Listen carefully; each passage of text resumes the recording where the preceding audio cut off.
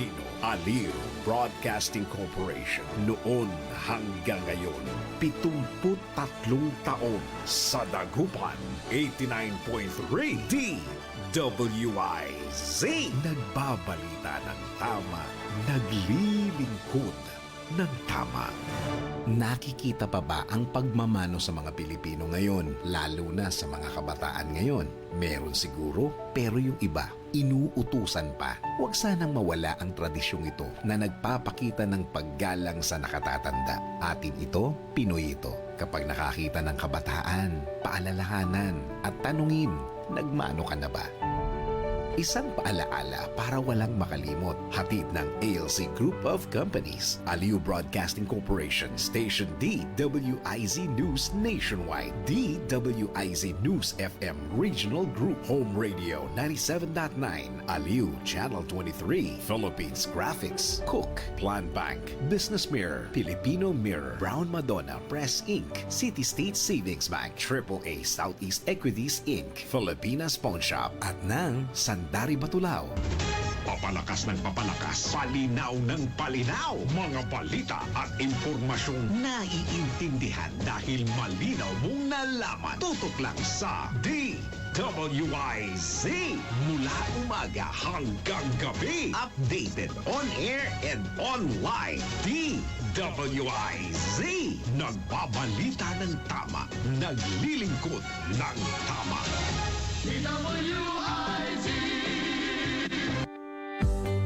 For high appraisal and quick processing, avail of a City State Savings Bank jewelry loan. It's the handy, perfect solution for your temporary medical, educational, business, and other needs. Get a jewelry loan at only 2% per month and for a term of 6 to 12 months. Just bring one valid ID and proof of income. Your precious jewelry would be insured and there are no hidden charges involved. You've saved for and invested in jewelry for such a time as this. Let City State Savings Bank lend you some of the cash it's worth for when you need it the most. Inquire now at your nearest City State Savings Bank branch or call 8470-3333 or visit us at our Facebook page. Todo Balita, Lunes hanggang Sabado dito sa DWIZ-FM 89.3 News Radio Dagupan.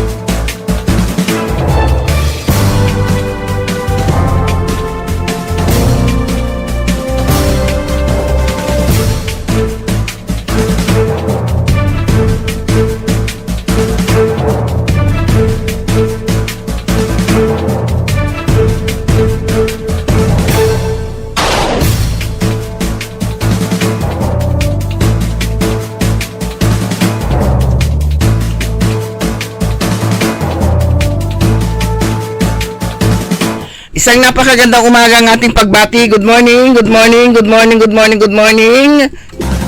Magandang umaga po sa inyo lahat. Araw po ngayon ng Sabado. At ngayon ay March 21, 2026. At oras na po natin programang Todo Balita Saturday Edition.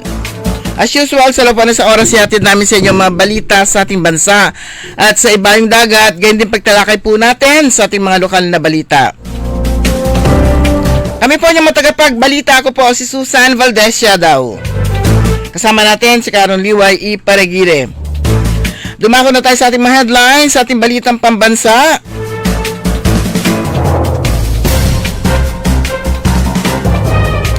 John Vic Rimulya, kukunin si Saldico sa Portugal. Todo balita. Partido Federal ng Pilipinas, kinuha po mga pwesto sa Kamara. Todo balita. Gasolina, 7 piso kada litro. Diesel, 14 pesos kada litro sa susunod na linggo. Todo balita. Sa ating balita sa ibayong dagat, Iran binombang Qatar gas field. Langis, sumirit ang presyo. Todo balita. Trump sa Israel, wag na ulit atakihin Iranian energy. Todo balita. Sa ating balitang lokal,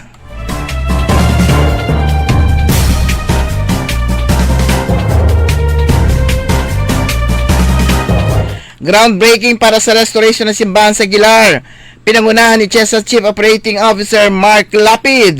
Todo balita. Makulay na kultura at kasaysayan ng Alaminos tampok sa sinagawang light parade at street dancing competition. Todo balita. Produksyon ng hito bilang umuusbong na industriya suportado ng pamahalang lungsod. Todo balita.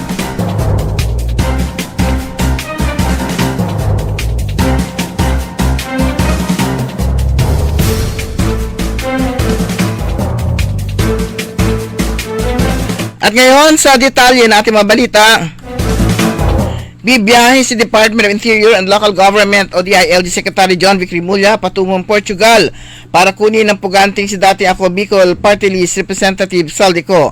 Sinabi ito ni Rimulya matapos kumpirmahin na nasa Portugal pa rin si Ko base sa kanilang intelligence information. Ayon sa kalihim, makikipagpulong siya sa mga opisyal ng Portugal upang humingi ng tulong na may uwi sa Pilipinas si Ko na nahaharap sa kasong pandarambong at katiwalian kaugnay ng mga Ghost Flood Control Project. Sa ngayon, isinelalim sa freeze order Mari-Arian ni Ko kabilang ang mga bahay niya sa Valle Verde, Forbes at Shangri-La, gayon din sa Misibis Bay at sa Midas Casino.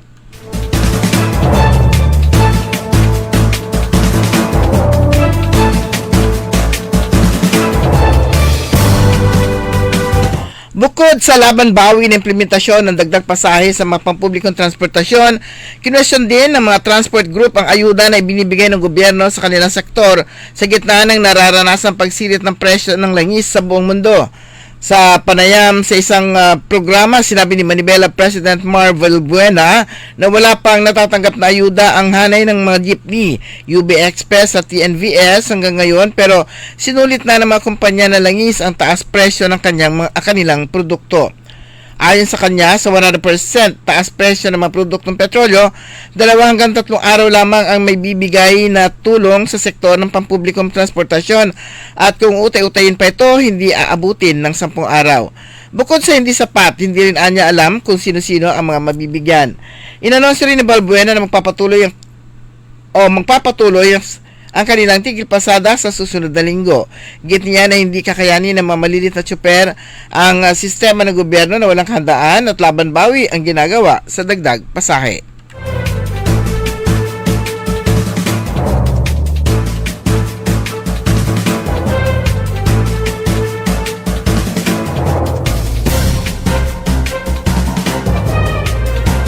Lumipat sa Partido Federal ng Pilipinas sa pinamumunuan ni Pangulong Ferdinand Marcos Jr. at Speaker Faustino D. III ang ilang kongresista na may hawak ng malalaking komite sa Kamara de Representantes. Ayon sa isang source, tumawid na sa PFP sila Sabela Representative Antonio Albano, Bulacan Representative Agatha Cruz, Bulacan Representative Salvador Pleito, Bulacan Representative Mark Villago, Nueva Representative Micaela Swansing, Siquijor Representative Saldi Villa, Quezon City Representative Patrick Michael Vargas, Cagayan de Oro Representative Lordan Suwan, Marikina City Representative Miro Kimbo, Surigao del Norte Representative Francisco Matugas at Isabela Representative Joseph Tan. Miyembro rin ng PFP si Ilocos Norte Sandro Marcos at ang House Majority Leader na sina Chairperson ng makapangyarihan House Committee on Rules na gumagawa ng rules ng Kamara at nagtatakda ng matatalakayin sa plenaryo ng Kamara.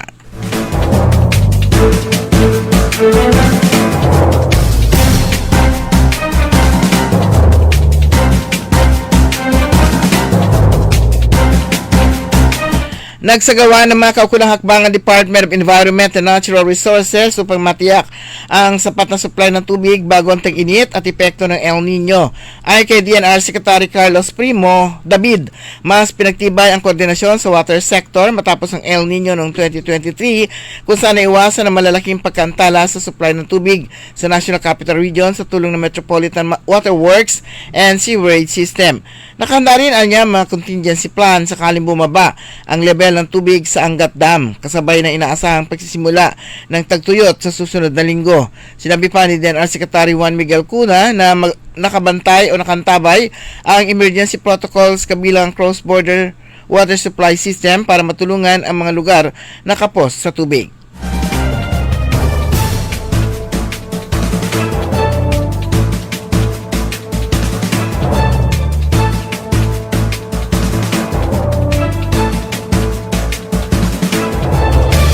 Makakaasa ang publiko na hindi magtataas ng presyo ang ilang produktong pagkain sa gitna ng nararanasang krisis sa lingis, bunga ng tensyon sa gitnang silangan. Ay Kapangulong Ferdinand Marcos Jr. pumayag ang mga food processor retailer na panatilihin ang kanilang presyo hanggat kaya nila. Sinabi ng Pangulo na sa loob ng 1 hanggang 2 buwan ay hindi magagalaw ang presyo kahit hindi dapat na mag-alala ang taong bayan. Sapatan niya ang supply ng pagkain kaya nagpasalamat ang Pangulo sa pribadong sektor dahil pumayag na wag muna itaas ang presyo ng kanilang mga produkto. Patuloy din niyang binabantayan ang presyo ng mga pagkain at pang-araw-araw na pangangailangan.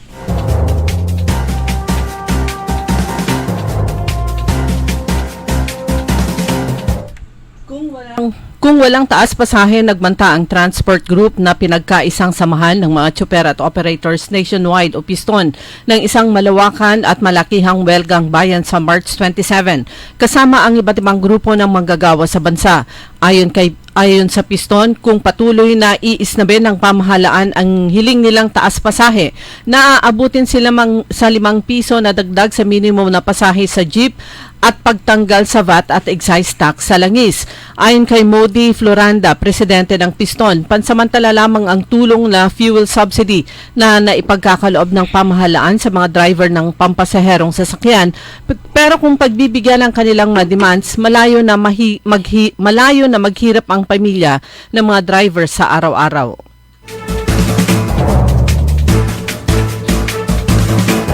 Inaasahan ang panibagong malaking taas ng mga produktong petrolyo sa susunod na linggo.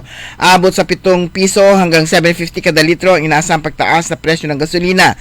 Samantala, tataas naman ang tinatayang 14 hanggang 14.50 kada litro ang diesel. Dahil dito, posibleng umabot ng gasolina sa 100 bawat litro habang ang diesel ay 130 kada litro. Nakabantay ang datos sa unang 4 na araw ng Mean of Platts sa Singapore o MOPS trading na minomonitor ng Department of Energy. Inaasahan namang ipapatupad ng dagdag singil simula Martes, March 24.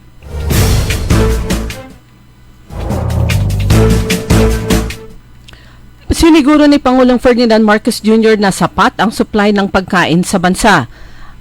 Isa lamang anya ang nasabing food processor, etong Century Pacific Food Incorporated sa Calamba Distribution Center, o 10% ang nakita ni Marcos dahil may iba't ibang mga food processors at retailers ang maayos naman ang kanilang stock. Dagdag ng Pangulo, pumayag din ang nasabing food processor na hindi muna basta magtaas ng presyo hanggang kaya nila. Kahit anya 1 o 2 buwan ay hindi magagalaw ang presyo ng mga produktong ito.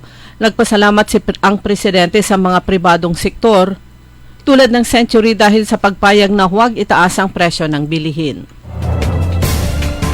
Hinamon ni Davao City Representative Toby Chanco si Tingog Party List Representative Jude Asidre na ipaliwanag sa taong bayan kung bakit nagsingit umano ang kanilang partido ng halos 6 na bilyong piso sa Bicameral Conference Committee ng 2025 General Appropriations Act.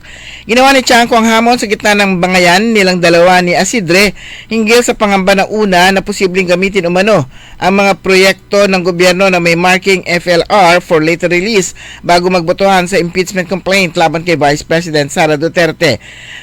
Paliwanag na lang niya o si Asidre bakit ang Tingog nakapag-insert ng 5.960 billion project sa BICAM, bakit yung mga project na ito ay kailangang sila ang proponent at hindi yung District Congressman Ani Chanco. Nung Miyerkules ay muling kunisyon ni Chanco ang budget insertion umano ng Tingog Party List na kinakatawan ni Isidre kasama ang asawa at anak ni dating House Speaker Martin Romualdez na sina Representative Yeda at Julian Ramirez. Romualdez. Iniulat ng opisyal ng Bureau of Immigration sa Ninoy Aquino International Airport, Terminal 3, ang pagdating ng 26 na mga Pilipinong pinauwi mula sa bansang Malaysia. Sinabi ni Commissioner Joel Anthony Viado ang pagdating ng isa pang pangkat ng mga repatriate na binubuo ng 9 na babae at 17 lalaki na dumating noong March 16. Ang mga biktima na may edad sa pagitan ng kanilang mga unang bahagi ng 20 at 40 ay dumating sakay ng isang eroplano ng AirAsia mula sa Malaysia. Karamihan ay nasiwalat na umalis sila ng bansa sa pamamagitan ng illegal na ruta o backdoor, lalo na sa mga hangganan ng timog kung saan sila ay palihim na dinala gamit ang bangka patungong Malaysia. Sinabi ni Viado na ipinapakita ng ma-record ng Bureau of Immigration na ang pag-alis ng mga biktima ay tumagal ng halos 2 dekada mula pa noong taong 2006 hanggang 2025.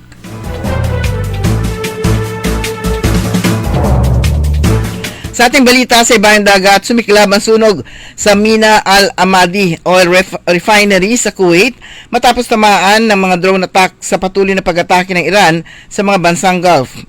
Ayon sa Kuwait News Agency, ilang drone ang tumama sa refinery na nagdulot ng apoy pero walang naiulat na nasawi. Agad na misponde ang bumbero at pansamantalang isinara ang ilang pasilidad. Kasabay nito isang bodega naman sa Bahrain na nasunog dulot ng tumamang shrapnel. Dahil dito nag-activate ng depensa United Arab Emirates at Kuwait laban sa bantang missile at drone attack mula sa Iran. Dumako naman tayo sa mga balitang lokal sa lungsod ng San Carlos. Nakiisa ang lokal na pamahalaan ng siyudad ng San Carlos, Pangasinan sa isinagawang induction ceremony ng mga hala na opisyal ng Senior Citizen Association of San Carlos City. Bilang suporta, dumalo sa kaganapan ang butihing Vice Mayor, si Vice Mayor Box Resuello kasama sina Majority Floor Leader Councilor Vico Fermin Jr. at Councilor Nick Cano. Opisyal nang nanumpa ang mga opisyalis ng asosasyon at ipinahayag ang mga plano at mga programa nila para sa mga senior citizens. Naghatid ng galak at saya ang mga opisyales ng syudad at tinalakay din ang iba't ibang mga adhikain at programang mapagtulungan ng asosasyon at ng lokal na pamahalaan.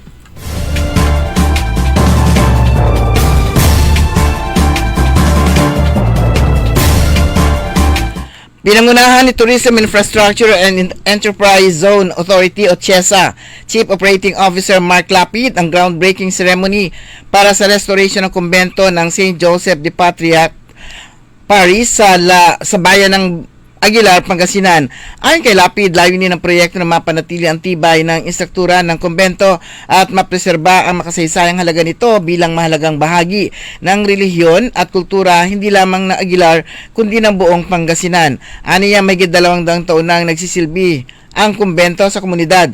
Ngunit dahil sa paglipas ng panahon ay nagkaroon na ito ng matinding pagkasira kaya kinakailangan na ito may saayos bago tuluyang mawala. Naglaan ng TIESA ng 54 na milyong piso para sa proyekto at inaasahan pang madadagdagan ang pondo upang tuluyang makumpleto ang rehabilitasyon. Kaugnay nito, nakikipag-ugnayan na rin daw ang TIESA sa National Historical Commission of the Philippines upang matiyak na maayos at naaayon sa pamantayan ang disenyo at restoration ng makasaysayang istruktura. Dinaluhan din ang seremonya ni Budget Secretary Rolando Toledo, Aguilar Mayor Cristal Soriano at Bishop Napoleon Sipalay Jr. kasabay ng pagdiriwang ng pista at kapistahan ni San Jose. Nagkaroon ng magandang oportunidad naman para naman sa mga representante ng Pangasinan 2 Schools Division at mula naman sa pang-apat na distrito ng Pangasinan. Sila kasama dito ang Schools Division ng Dagupan, kasama ng Pangasinan 2. Sila ay bumisita sa Kongreso kay Manay Gina de Venecia ng pang-apat na distrito ng Pangasinan. Sa House of Representatives sa kanilang pagdating, sila naman ay tinanggap ni Speaker Boje III sa kanyang opisina at sa plenary. Nagkaroon din sila ng guided tour sa Jose de Venecia Museum na kung saan naka-showcase ang mga memorabilia ng paboritong anak ng Pangasinan, the late Speaker Jose de Venecia Jr. Itinanghal na kampiyon ang tribo Takip Silim ng Western Horizon Skills Training and Assessment Center Incorporated sa ginanap na Light Parade and Stage Dancing Competition kagabi, March 20, bilang bahagi pa rin ng pagdiriwang ng 100 Islands Festival 2026. Apat na paralan na nagtagisa ng talento kung saan itinampok sa kanilang pagtatanghal ang makulay na kultura at kasaysayan ng Alaminos kabilang ang tanyag ng 100 Islands National Park. Bukod sa galaw at koreografiya, tampok din ang paggamit ng ilaw at ang disenyo ng makasuotan. Naging back-to-back winner ang tribo Takip Silim na nag-uwi ng 380,000 at bukod dito nakuha rin ng grupo ang Best in Lights Effect at Best in Choreography. First runner-up ang tribo Paraw ng Alaminos City National High School. Second ang tribo Hiraya ng Kolehiyo San Jose de Alaminos. Third runner-up naman ang tribo Alon Lakas ng PSU. Nagpasiklaban din ng ganda ang apat na kalahok sa Festival Queen. Itinanghal na Queen Festival 2026 si Jelo Rabadon, isang grade 8 student mula sa Alaminos City National High School. Dumako naman tayo sa mga balitang pampalakasan. Kinailangan ni Alex Ayala na kumayod ng husto bago itakas ang panalo laban kay Laura Sigismund ng Germany upang mabante sa third round ng Miami Open kahapon sa Miami, Florida. Gitgitan ang laban ng dalawa na umabot sa 3 oras at 20 minuto. Maganda ang simula ni Ayala na bumulusok agad sa 3-0 na kalamangan.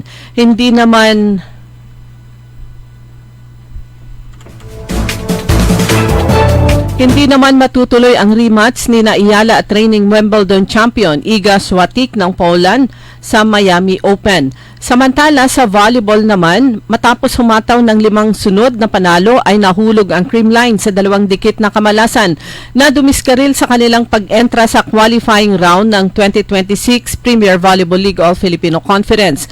Kaya naman kailangan ng Cool Smashers na manalo sa Signal Super Spikers. Mamayang 6:30 ng gabi sa Phil Oil Center sa San Juan City ang venue ng kanilang laro. Sumanyo ang kabuuan ng ating newscast sa ating Todo Balita Saturday edition. Anyong pong mga tagapagbalita ko po si Susan Valdez daw. Ako naman si Liway Manantan Iparagire. Antabay natin sa technical side si Ka Edwin Inong. Oras po natin ganap na 5:21. Narito na ang Filipino Mirror, ang unang tabloid sa negosyo. Nagtatampok ng mga eksklusibong balita at impormasyon ng pagtatagumpay sa negosyo. Ang tabloid na nagbibigay ng gabay at inspirasyon sa pag-unlad at pag-asenso. Filipino Mirror, naglalaman ng mga nagbabagang balita, napapanahong issue, may init na opinyon at komentaryo. Filipino Mirror, ang unang tabloid sa negosyo. Pinarangalan ng Gawad Tanglao bilang natatanging pahayagan sa 3 magkakasunod na taon at marami pang pagkilala. Kaya bumili na at magbasa ng Filipino Mirror ng umasenso sa pagnenegosyo. Makisali sa mainit na talakayan sa Karambola. Live na napapanood ang Karambola via DWIZ 882 Facebook page. Maaari ninyong ipadala ang inyong mga komento o opinyon sa aming mga text line 0908-136-6060 o tumawag sa aming hotline 470-1750-54. Karambola Nationwide. High blood, salot, milyong-milyong katao na ang namamatay sanhi nito. Kaibigan, baka ikaw na ang susunod. Ako ay si Maria Lunag ng Cordon Isabela, 16 years old. Yung asawa ko may diabetes, cholesterol, may high blood. Narinig ko sa radyo, mabisa daw yung Pau capsule. Bumili ako, pinainom ko sa asawa ko. Gumaling siya at lumakas. Kayo mga kabarangay ko, gumamit na kayo ng capsule. Kalusugan mo garantisado. Kaya kaibigan, buhay mo'y ingatan. Mag-Aldrich Pau de Arco Herbal Capsule na para kalusugan mo ay garantisado. Puspusan ang paghahanda ng City Government ng San Carlos para sa pinakamalaking event sa lungsod, ang Mango Bamboo Festival. Ayon kay Mayor Julier Ayoy Risuelio, mas pinalaki ang mga festival events hindi lang para mag-enjoy ang mga San Carleñans at mga bisita, kundi para makatulong sa mga negosyante. Ilan sa mga traditional events sa Mango Bamboo Festival ay ang street dancing exhibition, bambuhan concert at agri-trade fair. Sa unang pagkakataon, gaganapin ang Mangawayan Color Run. Ang registration period ay extended hanggang March 13. Ang Mango Bamboo Festival ay gaganapin sa April 12 hanggang April 18. Manatiling nakatutok sa DWIC 89.3 FM Dagupan para sa mga news updates mula sa San Carlos City. San Carlos, maayos.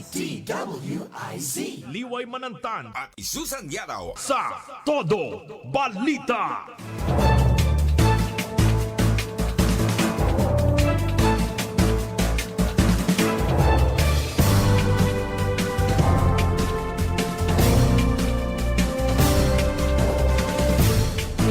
Oras po natin, ganap na alas 5:24 at welcome po sa ikalong bahagi ng ating programang Todo Balita Saturday Edition. Siyempre po kami ang inyong mga kasama kahit na puyat. Ako po si Susan Valdez daw. Ako naman po si Liway Manantan Iparagire, isang napakagandang umaga ng Sabado na naman.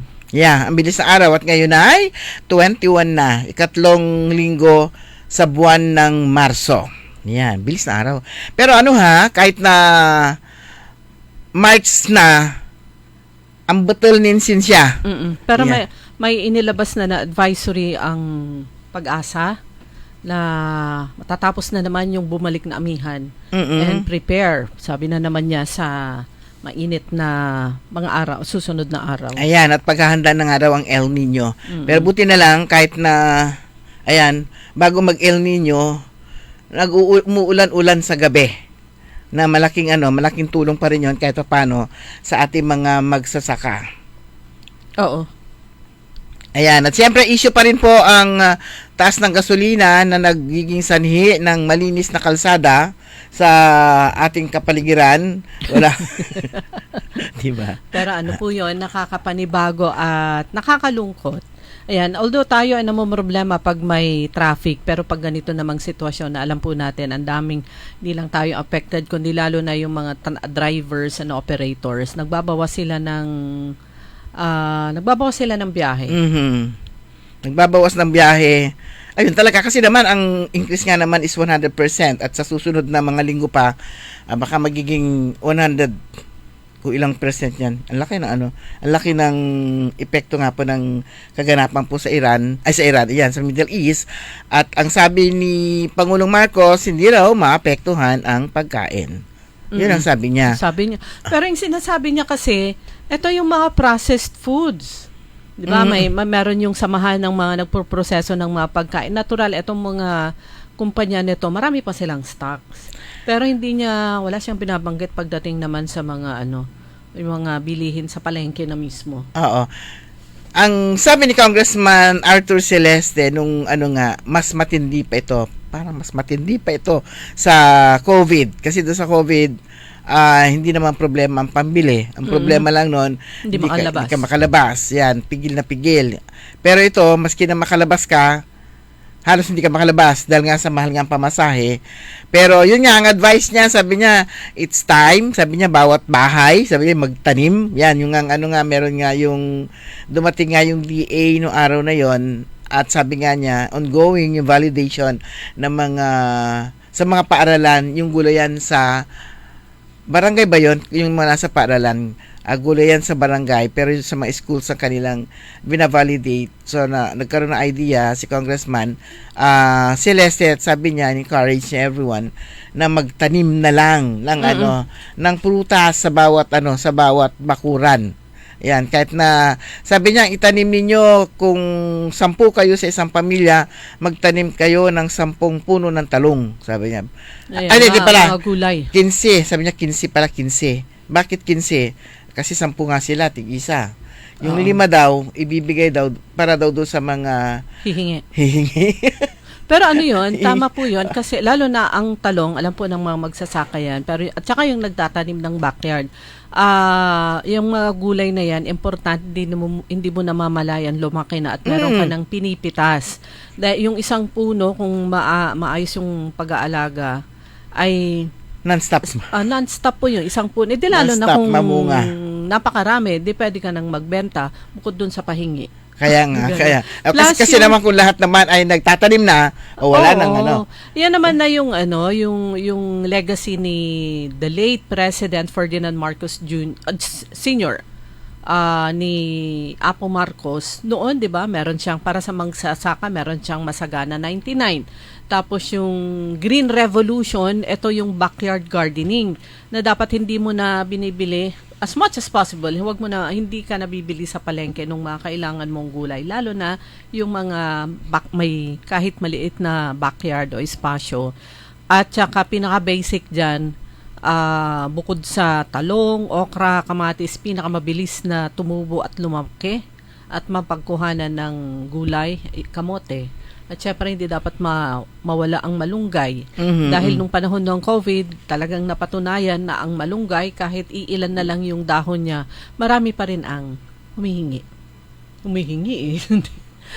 Kaya naman kahit yung sa container, basta maaarawan yung area, yan. Pinakamabilis nga po dyan, kamote at saka ampalaya. Kung Ayan. dahon ang kukunin. Dahil nga sabi nga niya, parang COVID, ganito, parang panahon pa rin ng COVID. Hindi pa panahon ng COVID eh. Lahat na lang ng klase ng halaman, tinanim natin, pati nga gulay, binibili. Ay, gulay, ano tawag ito? Damo. Pati nga damo, makahiya kung ano-ano mga pinamimili, pati yung mga walang kwentang halaman, ginagawang parang pag viral lang sa sa social media, marami nakikigaya. Pero ito sabi ko, ito parang panahon na naman ito na parang COVID na wala kang gagawin, mag-isipin kundi magtanim. Yan, magtanim. Pero this time, wag muna ornamental kung hindi yung yung pwedeng gulay na hindi na natin bibilhin. Yan, sasahugan mo na lang ng sardinas o konti ka. Parang dumiskarte. Yan, sa hirap ng sa inaasahan natin na parang taghirap nga dahil nga dito sa taas ng presyo ng ng gasolina. Kailangan talagang gumawa tayo ng paraan, kumilos para mabawasan yung yung gastos sa pagkain. Importante yung pagkain pero kailangan ding mabawasan yung gastos natin in the sense na yun nga kailangan magtanim. Yan, madiskarte. Pero congratulations sa mga winners kagabi dito sa katatapos na street light parade. Diyan sa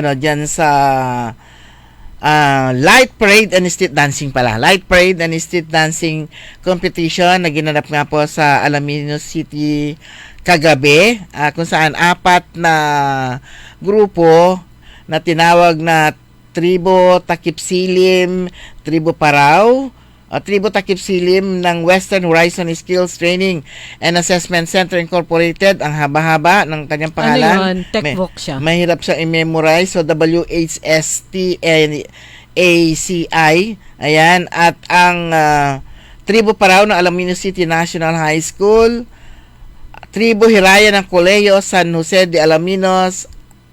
At Tribo Alon Lakas ng PSU Alaminos. Yun. So, kapon 4 na tribo o 4 na contingents lang ang ang naglaban-laban, kaya medyo mabilis na natapos kagabi. At saka yung 4 na yun, ito yung mga Dati na. winningest na mga contingent. Pero yung isa na wala ito ay elementary, inirangan ba? Yung palagi ring napapasama sa top 3 at nag-champion. Pero yun po, talagang makapigil hininga yung announcement. Magaling talaga mag-MC sila, Ang magkanong inuwi nila kagabi?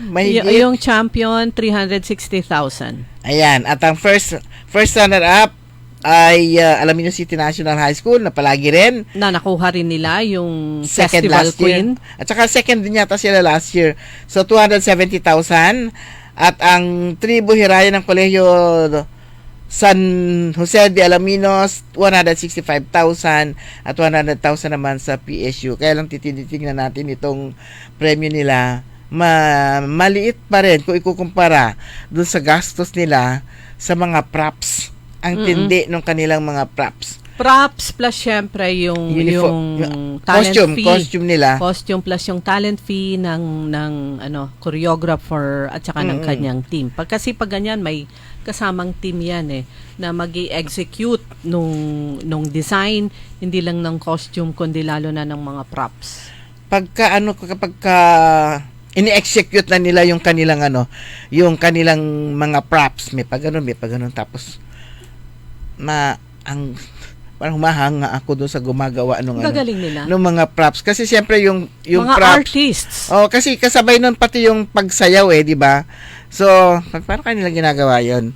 Habang nagpa-practice ba nag-i-imagine na yung kanilang mga or meron na silang preparado na yung kanilang meron na silang master plan plus nagkakaroon na lang ng changes or pwede rin malapit na habang nagpa-practice na sila. Or pwede rin dahil yan naman ay year-round, na yan. Yung kumbaga, yung preparado na sila, alam na nila kung ano yung kanilang mga ipipresenta. Yung choreographer, like for example, ngayon, sila yung 4 na participants, pagkatapos ng, makapagpahinga lang ng konti, sinasabihan na ng school administration, prepare. So, yung prepare for next year, lalo na yung kanilang mga choreographer. Ayan, kaya nga, yung mga choreographer, sinasabihan na yan, prepare for next year, plus syempre yung story. Pero sila, yung mga yan, meron ng meron ng mga nakaimbak. Meron ng mga nakaimbak na idea kung ano yung kanilang mga gagawin. Lalo na kasi sa siyudad ng Alaminos, more on tatakbo lagi yan sa yung history at saka yung history and culture nga ng siyudad ng Alaminos. So kahit na anong tema yan, lalabas dyan yung mga anong tawag yan, yung 100 Islands.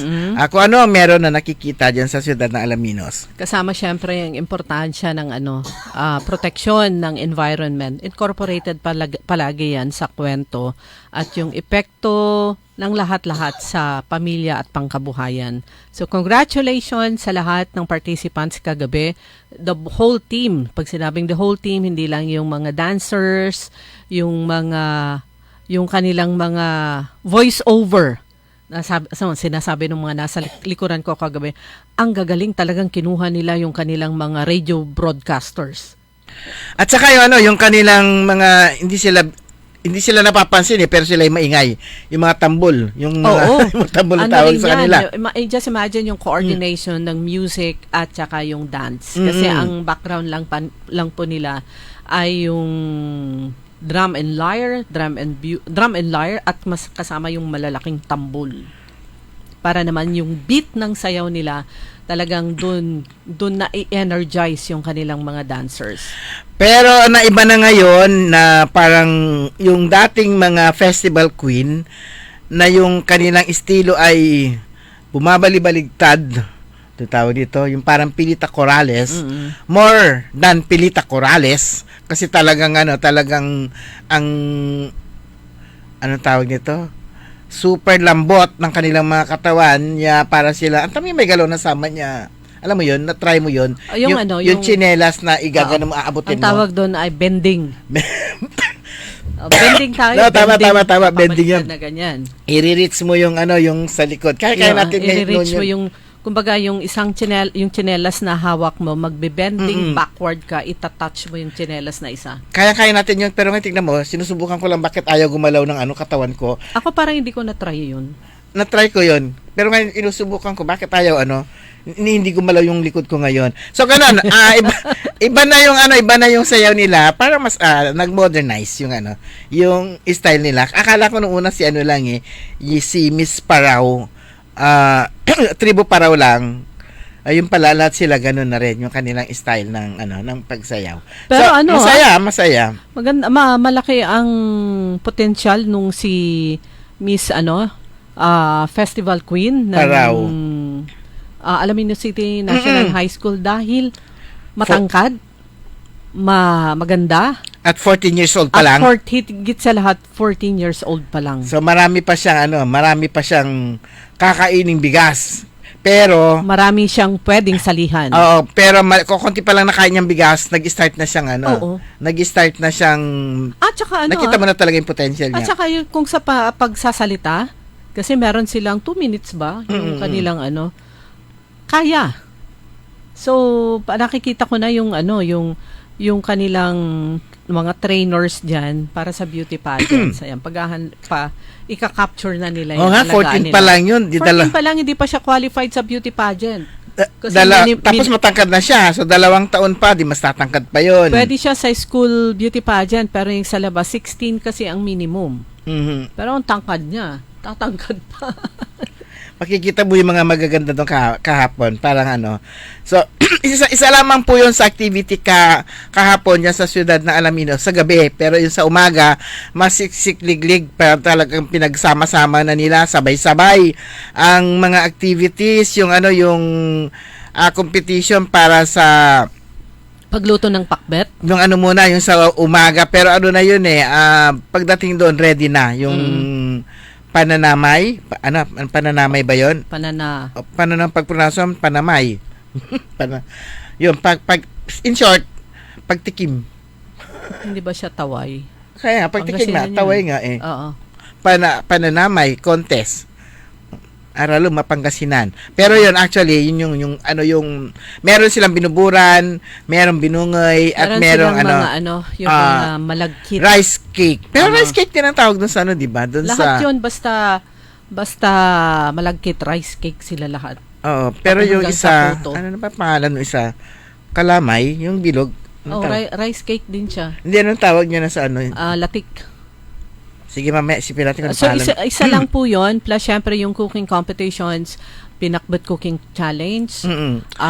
Yung Doon sa pinakbat, 2 klase. traditional at saka yung isa yung kung ano yung Basta 2 klase kung ano yung gusto nila. Kaya nga nung una, kala ko nga Ilocano or Ilocano, Tagalog. Tapos yung isa naman, Pangasinan overload. So, yun pala, 2 different kinds ng pagluto ng pinakbat. So kung ano yung gusto nilang bahala sila sa buhay nila. Pero kung ano yung karamihan sa iluluto kanila nila. yung isa niluto na ang ginamit sa panimpla ay bagoong, yung isa naman ay agamang o kaya aramang. So yun po yung iba. Yung pinakbat cooking challenge plus yung isa yung pagluto naman ng hito, different ways of cooking hito, at dun sa kabila nakasabay din ay pagluluto naman different dishes out of longganisa.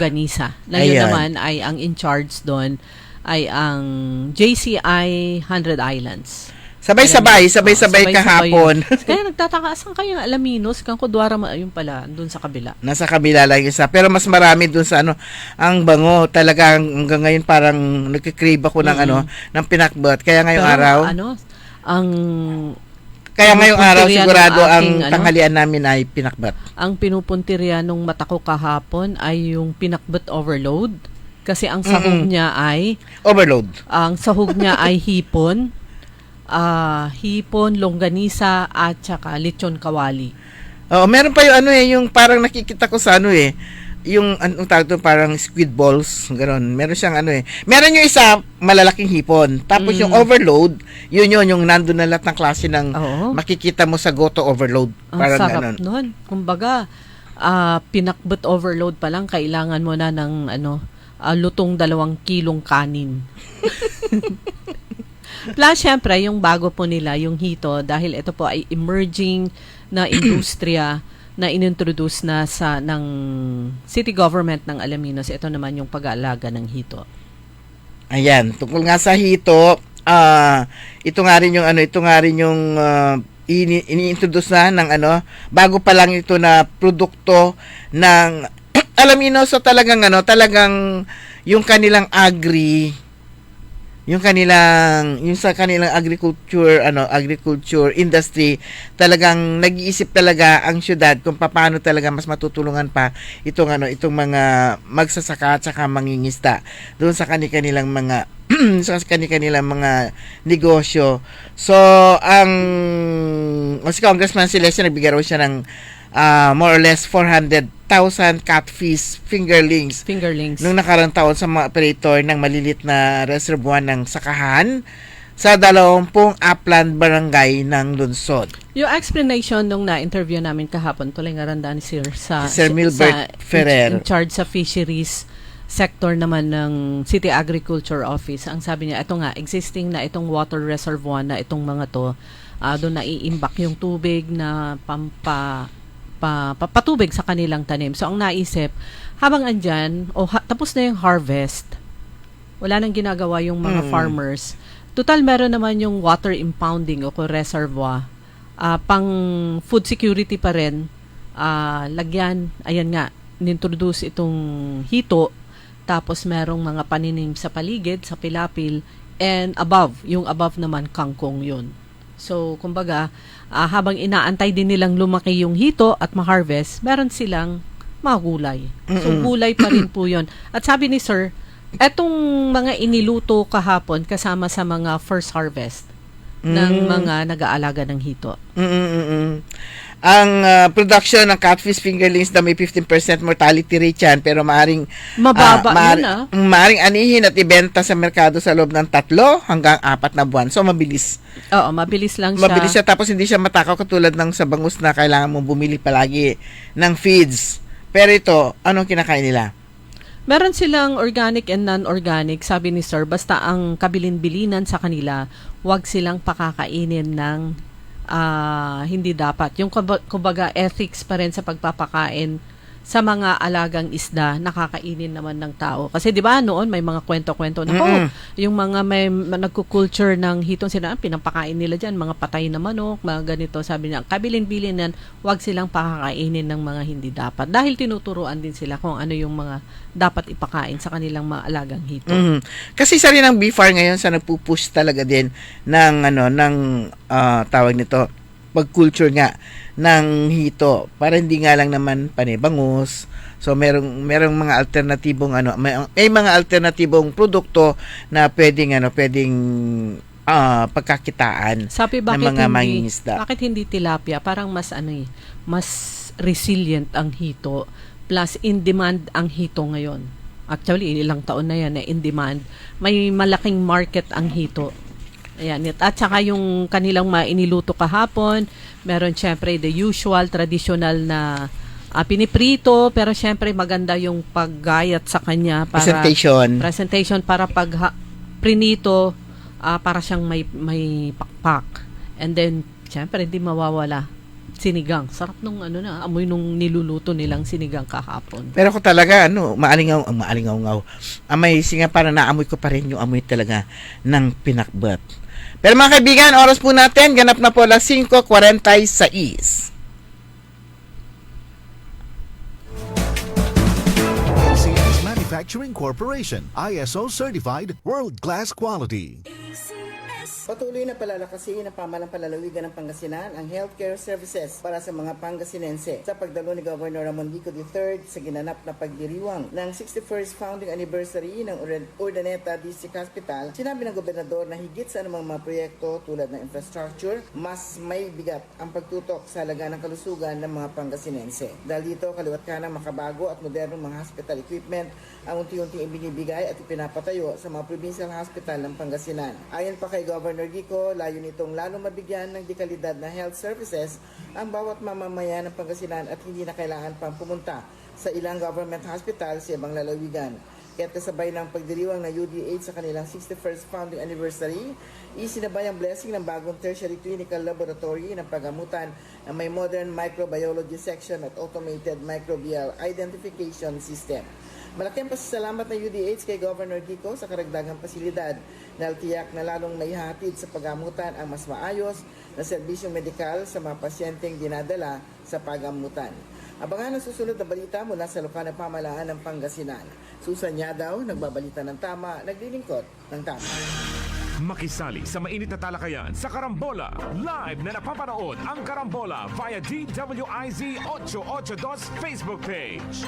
Maaari ninyong ipadala ang inyong mga komento o opinion sa aming mga text line 0908-136-6060 o tumawag sa aming hotline 470-1750-54. Karambola Nationwide! Kaya sabay natin paghandaan ang kinabukasan. Sa Fortune Life, maaasahan mo tapat ako sa aking pangako. Para sa compulsory insurance coverage for agency-hired migrant workers, Fortune Life Insurance. Securing your tomorrow today.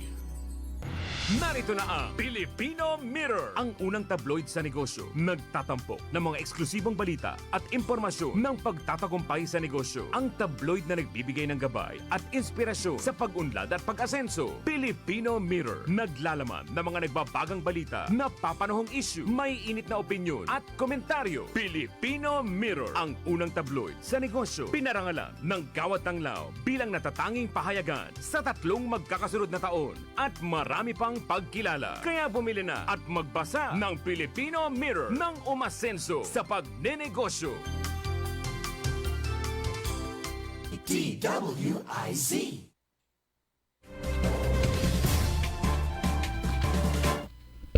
Okay, oras na po natin mga kaibigan, alas 5:49 ng umaga. In short, meron na lang 11 minuto bago mag alas 6 ng umaga. At ibahagi lang po natin itong public service natin. Ito pa ay certification mula sa Philippine National Police, Asingan Municipal Police Station at permado ng investigador na si Police Staff Sergeant Jerry Quijaro. Nakalagay po dito, this is the certified that in the Police Blotter Series of 2026 of this station under record of events or incidents, there appear to the following entry to it, page number 2558, entry number 2026-03-521. Date and time of entry, March 13, 2026, 11:17 a.m. The incident or event on the stated date and time, Marites Ilioraza Freeman, 52 years old widow, Filipino and a resident of Barangay San Mariano, Santa Maria, Pangasinan, appeared at this station and reported that in the afternoon of June 21, 2005, an unidentified woman gave birth in public in front of Dr. Rubiñol's house in Barangay Baro, Asingan, Pangasinan.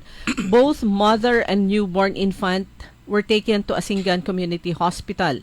The biological mother refused to identify herself, refused to provide care or breastfeed, and subsequently abandoned the child in the evening of same day. The hospital staff requested help from former Barangay Captain Hines, who was residing next to the hospital for clothing of the newborn. Marites Freeman, who was visiting that time her friend Alma Hines, Barangay Captain's wife, suggested to Marites Freeman to take care of the infant. Marites Freeman accepted the infant out of compassion and named her Fatima Lorraine Ilioraza Balares, who is now 20 years old. Since then, she has provided continuous care and custody from 2005 to the present date. This certification was issued for whatever legal intent it may serve and signed by Investigator Police Staff Sergeant Jerry E. Quijaro. Okay mga kaibigan, alas 5:51 na. Congratulations dito sa Pangasinan. Meron tong nilabas na lowest electricity rates in the Philippines, top 10 at kasama ang Panelco 1. Diyan dito sa itong Panelco 1 Electric Cooperative, top 4. Top 4 lowest electricity rates in the Philippines. Ang lowest rate kasi sa Lanao del Sur, 5 pesos and 460 per kilowatt hour. CEDC, Clark Electric Distribution Corporation naman, sa Region 3 naman, 7 pesos, 7.10. At Casureco, Camarines Sur, ang pangatlo. Pang-apat, Panelco 1, 7.87 o 870 kilowatt per hour. Ayan, sumunod Baysiha, Benguet, Benguet Electric Cooperative, Nueva Ecija, Angeles Electric Corporation, Iselco, Isabela Electric Cooperative, at Siargao Electric Cooperatives. O, di ba? Swerte ng swerte diyan sa Western Pangasinan, mababa lang yung yung kanilang yung yung kanilang kuryente diyan sa sa Western Pangasinan. Ito naman good news sa mga consumer members ng Sinpelco dyan sa may Mangaldan. Ito po yung ina-announce natin nitong mga nakaraang araw. Pero ito po ay schedule ng NGCP. Pero yung good news, ayon sa kinascade naman ng Central Pangasinan Electric Cooperative, yung nakatakda sana na maghapon na power interruption sa buong bayan ng Mangaldan ay canceled. Canceled na. So, good news. So, wala ho kayong power interruption dyan sa Mangaldan ayon po sa Sinpelco, Central Pangasinan Electric Cooperative. At dahil kahapon, bagamat earlier ay naideklaran ng Malacanang na holiday dahil sa Idil Fitr o pagtatapos ng Ramadan, pero dahil nga hindi nakita ng mga tagapagmatsyag yung crescent moon, kaya nai-adjust yung Idil Fitr nila sa ngayon. So ngayon ang pag-i-end ng Ramadan sa Muslim community. Ayan, so yung ang tawag to, yung power interruption diyan sa Mangaldan, hindi tuloy. Hindi tuloy. Kinancel lang ng NGCP. Pero sa Manawag, merong nakalagay dito na alas 7 hanggang alas 7:30 ng umaga. 30 minutes lang naman, all areas. Sa Manawag, yung switching of power supply. Alas 10 hanggang alas 10 ng umaga hanggang alas 3 ng hapon. 5 hours. Portion of Barangay Babasit, Sitio Baluking, primary line revamp. At alas 4:30 hanggang alas 5 ng hapon.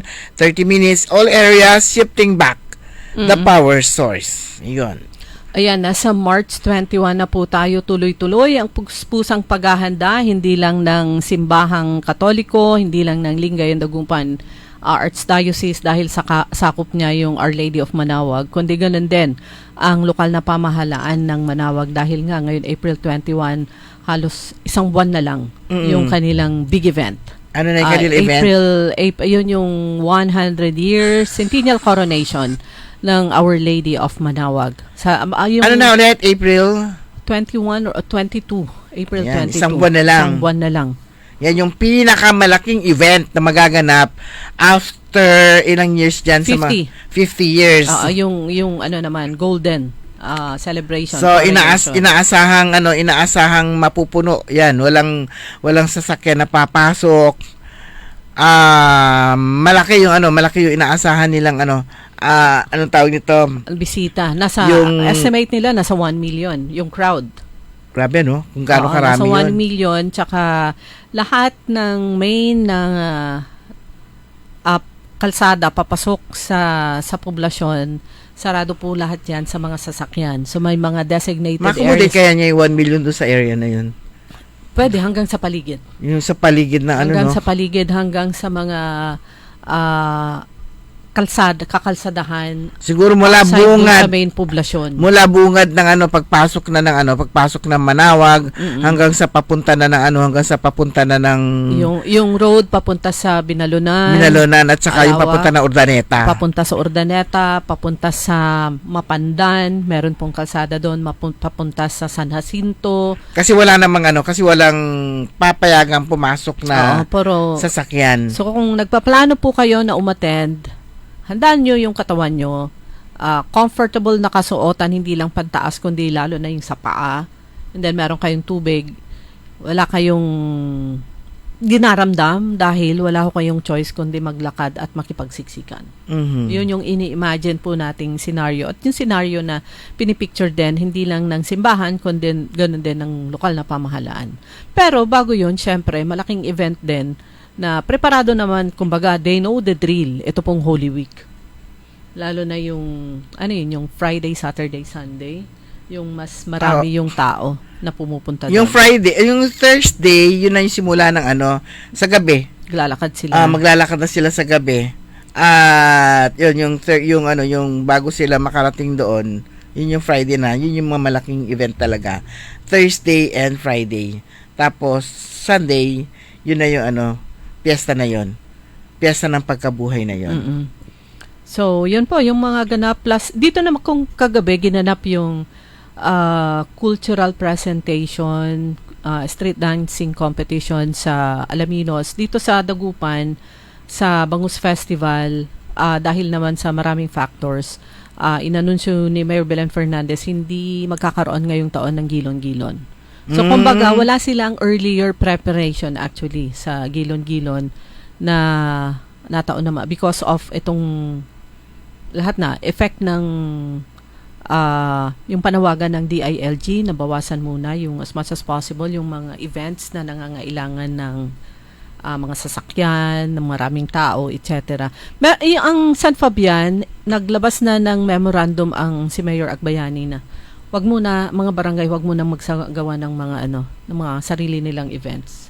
Pati basketball. Oo. Tournament.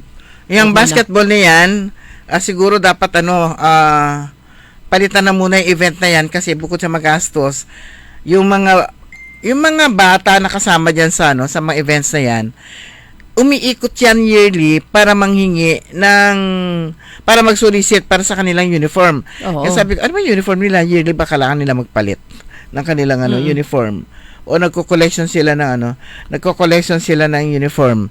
So magastos, sobrang magastos. Dapat mag-isip na rin ng na at ibang yung mas maraming may involved na yung activity na hindi lang basketball players ang makakasali, yung mas malawak kumbaga ang participants. Siguro gawin na lang nilang kasiyahan yung kasiyahan magtanim.